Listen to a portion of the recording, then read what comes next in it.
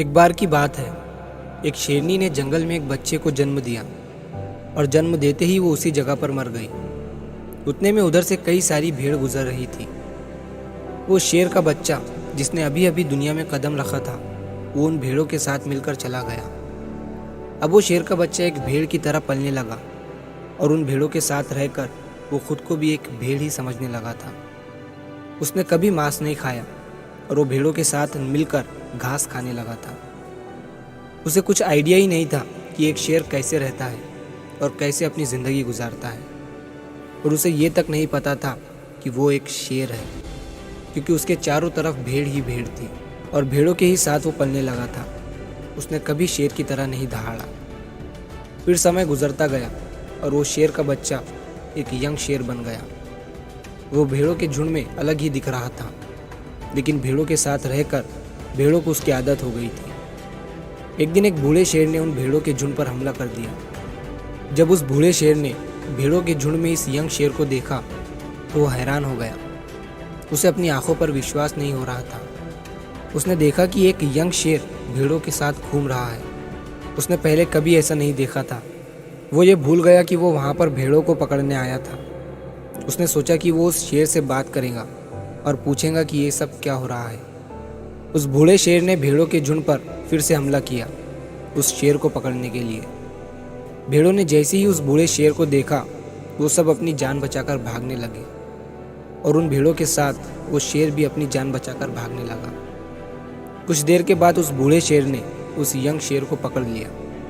बूढ़े शेर ने उस यंग शेर से कहा, अरे बेवकूफ़, तू मुझे देखकर भाग क्यों रहा है? यंग शेर ने रोते हुए कहा, प्लीज़ मुझे छोड़ दो, मैं एक साधारण सा भेड़ हूँ, मुझे जाने दो। वो उस बूढ़े शेर को देखकर एक भेड़ की तरह काँप रहा था। बूढ़ा शेर ये सुनकर हैरान हो गया और वो समझ गया कि यहाँ पर क्या हो रहा था। वो बूढ़ा शेर उस यंग शेर को एक नदी के पास लेकर गया। यंग शेर वहाँ से भागने की कोशिश कर रहा था, लेकिन बूढ़े शेर ने उसे नदी की तरफ धकेलते हुए कहा कि अपने आप को इस पानी में देखो। नदी का पानी पूरी तरह से शांत था। बूढ़े शेर ने यंग शेर से कहा कि अपने फेस को इस नदी में देखो और मेरे फेस को देखो। अपनी बॉडी को इस नदी में देखो और मेरी बॉडी को देखो। उस यंग शेर ने डरते हुए अपना फेस नदी में देखा, और जैसे ही उसने अपना फेस नदी में देखा तो वो हैरान हो गया। उसने देखा कि वो एक भेड़ की तरह नहीं, बल्कि एक शेर की तरह दिखता है।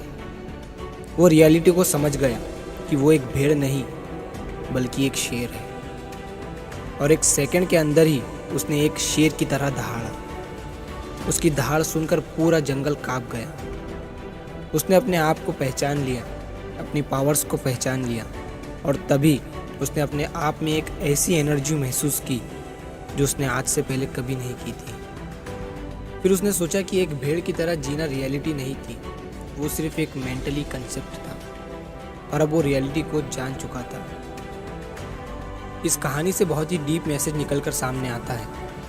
अपने अंदर से उस वीकनेस को निकालो जो आपके अंदर झूठ बोल बोल कर बैठा दी गई है। आप भी एक शेर की तरह हो जो भेड़ों के बीच फंस चुके हो।